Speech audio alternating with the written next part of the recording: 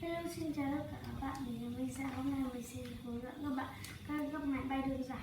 Đầu tiên các bạn chuẩn bị một tờ giấy A4. Các bạn sẽ đựng xong như nào, gấp lên đây.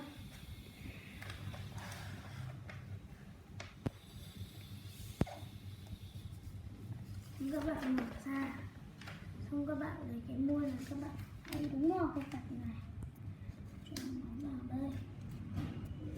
Các bạn viết như này là thành được một hình tam giác này. Xong các bạn lại tương tự bên này và bên này. Xong rồi các bạn lấy cái lông này xuống đây.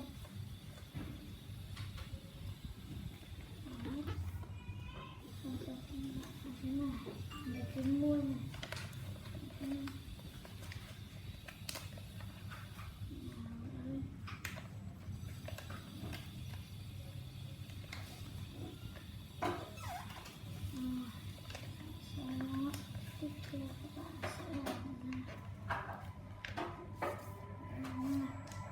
Các bạn hãy như này, nó thành một cái nếp này nhé.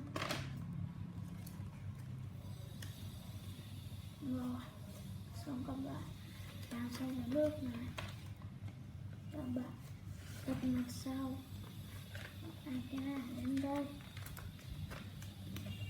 và sau đó các bạn sẽ lấy cái này lên đây, các bạn lấy xong các bạn lấy lên đây. Rồi thế là xong một cái chiếc máy bay. Xin hai cho các bạn thấy hay, các bạn để lại một ký chia sẻ, một nút like và đăng ký và bấm chuông ủng hộ cho mình nhé.